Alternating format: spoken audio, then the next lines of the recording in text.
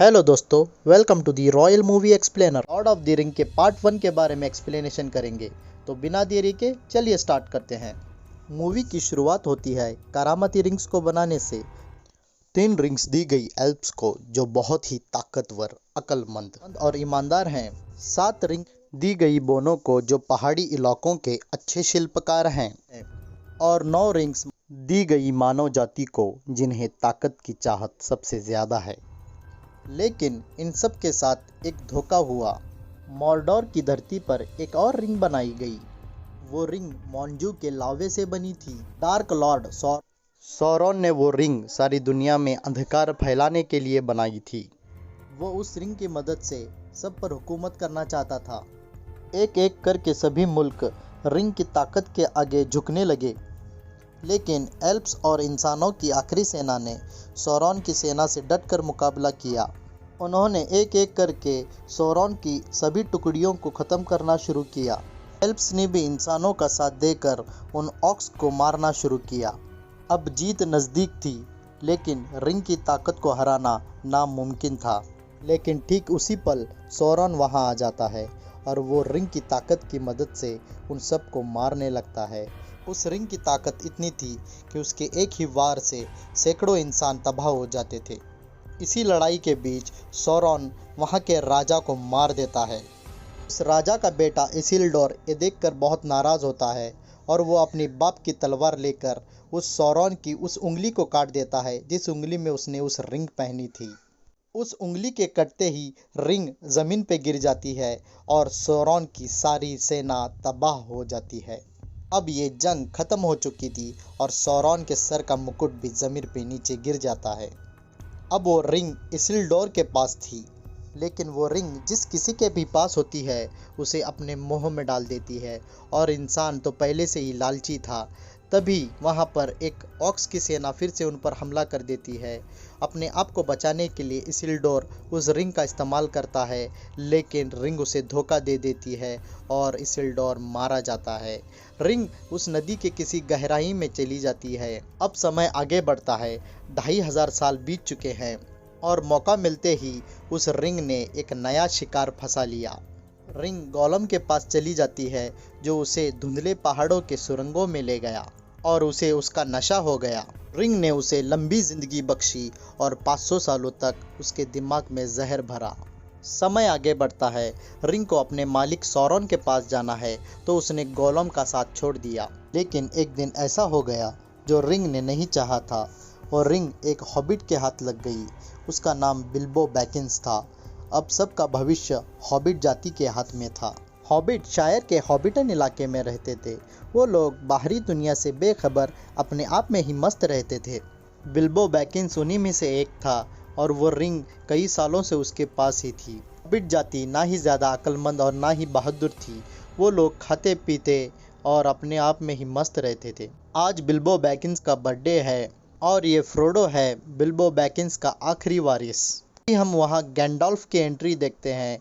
गैंडोल्फ एक जादूगर है और वो कभी कभी हॉबिट को मिलने उनके हॉबिटन इलाके में चला आता है। गैंडोल्फ एक बहुत ही शक्तिशाली जादूगर है और उसे पता है कि बिल्बो बैगिंस के पास वो रिंग है। बिल्बो बैगिंस के आज बर्थडे के मौके पर गैंडोल्फ उसे मिलने आया है।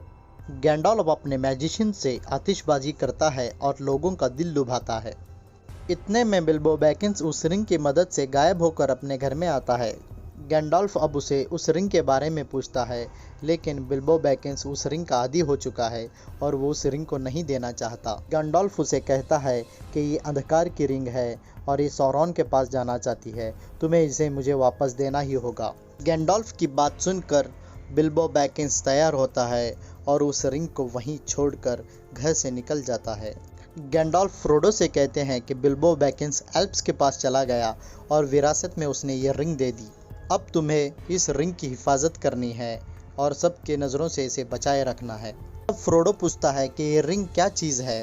गैंडोल्फ उसे बताते हैं कि कैसे इस रिंग की शुरुआत हुई, कैसे इसिल्डोर ने सौरॉन का हाथ काट कर उस रिंग को अपने पास ले लिया और उस रिंग ने उसे छोड़कर कई सालों तक नदी में पनाह ली और उसके बाद यह रिंग गोलम के पास चली गई गोलम के पास 500 सालों तक रहने के बाद ये बिल्बो बैगिंस के हाथ लगी। ये रिंग का श्राप बहुत ही खतरनाक है और ये रिंग अपने मालिक सौरन के पास जाना चाहती है, क्योंकि सौरन उसे हासिल करके दुनिया में फिर से अंधकार लाना चाहता है। तब फ्रोडो गैंडॉल्फ से कहता है कि आप तो सबसे शक्तिशाली हैं, आप क्यों इस रिंग को अपने पास नहीं रखते। तब गैंडॉल्फ कहते हैं कि अगर मैंने ऐसा किया तो इसकी सारी शक्तियाँ मुझ पर हावी हो जाएंगी और मेरी शक्तियाँ अंधकार की तरफ चली जाएंगी। अब इस रिंग को लेकर तुम्हें एल्फ्स के महल पहुंचना है और इस सफ़र में मैं तुम्हारे साथ रहूँगा। अब ये रिंग लेकर तुम्हें एल्प्स के महल पहुंचना होगा और इस सफ़र में मैं भी तुम्हारे साथ रहूँगा। इतने में खिड़की से कुछ हलचल की आवाज़ सुनाई देती है और उनकी बातें कोई सुन रहा होता है। ये सैम है। सैम फ्रोडो का बहुत ही अच्छा दोस्त है। गैंडॉल्फ उसे भी अपने साथ सफ़र में लेकर चले जाते हैं। अब वो तीनों चल रहे होते हैं। तब गैंडॉल्फ उनसे जुदा होकर कहते हैं कि मैं तुम्हें आगे वाले सराय में मिलूँगा। तब गैंडॉल्फ सोलोमन यानी उन्हीं के जैसे एक शक्तिशाली जादूगर से मिलते हैं। वहां जाकर उन्हें पता चलता है कि सोलोमन अब सौरन के लिए काम कर रहा है। सोलोमन गैंडॉल्फ को भी अपने साथ जुड़ने को कहते हैं, लेकिन गैंडॉल्फ उन्हें साफ मना कर देते हैं। तभी वो गैंडॉल्फ को बंदी बना लेता है। दूसरी तरफ देखते हैं कि दो और हॉबिट बिपिन और मैरी उनका पीछा कर रहे हैं और वो उनके साथ आने की जिद करते हैं। तभी हम देखते हैं कि एक काला साया उनका पीछा कर रहा है। वो काला साया सौरन का था। वो सौरन उस अंगूठी यानी रिंग को तलाश कर रहा था। उसे पता था कि किसी बैगिंस के पास वो रिंग थी। तभी फ्रोडो को कुछ होने लगता है और वो रिंग पहनने की कोशिश करता है। सैम उसे रोक लेता है और वो किसी तरह उस साये को चकमा देकर वहाँ से भाग जाते हैं। साया उनका पीछा करता है, लेकिन वो नदी पार नहीं कर पाता और उन्हें छोड़कर वहाँ से चला जाता है। फिर आगे हम देखते हैं कि वो चारों हॉबिट शायर के एक होटल यानी सराय में जा पहुँचे। उस सराय में गैंडॉल्फ उनसे मिलने वाले थे। वो गैंडॉल्फ का वहाँ इंतज़ार करते रहते हैं। तभी एक आदमी उन पे नज़र रखे हुए था। उसका नाम एरागॉन था। इसे एक हॉबिट फ्रोडो बैगिंस का नाम लेता है और वो कहता है कि एक बैगिंस हमारे साथ भी है। तभी उससे रोकने के लिए फ्रोडो वहाँ आता है और इस भगदड़ में वो नीचे गिर जाता है और वो रिंग ना चाहते हुए भी उसकी उंगली में चली जाती है। जैसे ही वो रिंग फ्रोडो की उंगली में चली जाती है, वो काला साया जो उनका पीछा कर रहा था उसे दिखाई देता है कि वो रिंग धारक कहाँ है और वो उस जगह आने लगता है। तभी वो शख्स जिसका नाम एरागॉन है वो फ्रोडो और बाकी हॉबिट्स को लेकर अपने रूम में चला जाता है और कहता है कि तुम मेरे साथ ही रहो। जब वो काले साए वापस चले जाते हैं, एरागॉन उनको लेकर आगे बढ़ जाता है। फिर वो पहाड़ी रास्तों के ज़रिए आगे बढ़ते हैं, लेकिन फ्रोडो को उस शख्स एरागॉन पर अभी भरोसा नहीं था। दूसरी तरफ हम देखते हैं कि सोलोमन सौरन की ताकत के ज़रिए गैंडॉल्फ को बंदी बनाए हुए हैं। तभी सीन शिफ्ट होता है। हम देखते हैं कि एरागॉन उन हॉबिट्स को बिठाकर शिकार के लिए चला जाता है। बिपिन और मैरी आग जलाकर कुछ पकाने लगते हैं। तब फ्रोडो उनसे कहता है कि आग बुझाओ, हम उन लोगों के नज़र में आ जाएंगे। तभी वो काले साए उन्हें ढूंढ लेते हैं और उनके तरफ आगे बढ़ने लगते हैं। अपनी जान बचाने के लिए फ्रोडो उस रिंग को पहन लेता है। रिंग पहनने के बाद वो गायब तो हो जाता है, लेकिन वो काले साए फिर भी उसे देख पाते हैं, क्योंकि वो रिंग अंधकार से बनी थी। तभी वो काले साए फ्रोडो पे हमला कर देते हैं। इतने में वहाँ एरागॉन आ जाता है और एरागॉन उन्हें बचाने के लिए आग का इस्तेमाल करता है और उन सायों को जलाकर मार देता है। उनको मारने के बाद एरागॉन देखता है कि फ्रोडो काफ़ी ज़ख्मी हो चुका है। हॉबिट से कहता है फ्रोडो के इलाज के लिए हमें उसे एल्प्स महल ले जाना होगा। यहाँ दूसरी तरफ हम देखते हैं कि सोलोमन ऑक्स की एक सेना तैयार कर रहा है। उन्हें अभी रिंग्स का पता चल चुका है। ऑक्स की सेना को गाइड करने के लिए वो एक खूंखार उनका लीडर बनाते हैं। दूसरी तरफ हम देखते हैं एल्प्स की राजकुमारी एरागॉन के कहने पर वहां आती है और वो फ्रोडो का ज़ख्म देखकर कहती है कि इसे एल्प्स के महल ले जाना होगा। जैसे ही वो फ्रोडो को वहां से ले जाती है, वो काले साए उसका पीछा करते हैं। एक नदी को पार करके सैलाब के ज़रिए उन सायों को ख़त्म कर देती है। अब फ्रोडो एल्प्स के महल पहुँच चुका है। फ्रोडो अब ठीक है। फ्रोडो के सामने गैंडॉल्फ हैं। वो गैंडॉल्फ से पूछता है कि आप हमें सराय में मिलने क्यों नहीं आए। तब वो फ्रोडो से कहते हैं वो सराय आने वाले थे, लेकिन सोलोमन ने उन्हें बंदी बना लिया था और वो सौरन की ताकत के ज़रिए उन पर हावी था। लेकिन जैसे तैसे करके गैंडोल्फ वहाँ से बाहर निकल आए। वहाँ से निकलकर वो एल्प्स महल पहुँच गए। इतने में हम देखते हैं कि सैम्स और बाकी के 2 हॉबिट्स भी वहाँ पहुँच चुके हैं। वो सब एक दूसरे से गले मिलकर बहुत खुश हैं। फ्रोडो को बिल्बो बैगिंस भी मिल जाते हैं, जो पहले से ही एल्प्स महल पहुंच चुके थे। एल्प्स का राजा गैंडोल्फ से कहता है कि हमें इस रिंग को नष्ट करना होगा। तब गैंडोल्फ रिंग को नष्ट करने की वजह पूछते हैं, तो एल्प्स का राजा कहता है कि 3000 साल पहले जब इसिल्डोर ने उस सौरोमन की उंगली काटी थी, तो रिंग इसिल्डोर के पास थी और तब उसने उसे नष्ट करने को कहा था। नष्ट करने के लिए वो मॉडू के वोल्केनो में गए थे, लेकिन तभी इसिल्डोर उस रिंग के मोह में खो गया और रिंग को नष्ट करने के बजाय रिंग को लेकर वहां से चला गया। हम देखते हैं रिंग को नष्ट करने के लिए एक सभा बुलाई गई है। इस सभा में एल्प्स, एरागॉन, ड्वार्फ्स और कई देश के राजा शामिल होते हैं। लोग उस रिंग को देखकर कहते हैं कि इसे नष्ट क्यों करना चाहिए, इसमें इतनी सारी ताकत है। तब एल्प्स का राजा कहता है कि अगर हमने इसे नष्ट नहीं किया तो हम अंधकार की तरफ चले जाएंगे, सौरन को ये रिंग मिल जाएगी। इतने में फ्रोडो कहता है कि मैं इस रिंग को ले जाऊंगा और उसे मॉडू के वोल्केनो में नष्ट कर दूंगा। फ्रोडो के साथ बाकी 9 लोगों की टीम बनाई जाती है। उसके टीम में है एरागॉन, एल्प्स, गिम्ली, 4 बोने और वोरमिर, और वो फिर सब लोग गैंडोल्फ के साथ उस रिंग को नष्ट करने के सफ़र पर चल पड़ते हैं। उस सफ़र में उन्हें काफ़ी सारी दुश्वारी आती है। कभी वो रेतीला तो कभी बर्फ़ के पहाड़ों से गुजरते हैं। यहाँ सोलोमन ने ऑक्स की सेना तैयार कर ली है। दूसरी तरफ एक बर्फ़ के पहाड़ों से गुजरते वक्त वो सब लोग एक तूफ़ान में फंस जाते हैं और आगे नहीं बढ़ पाते।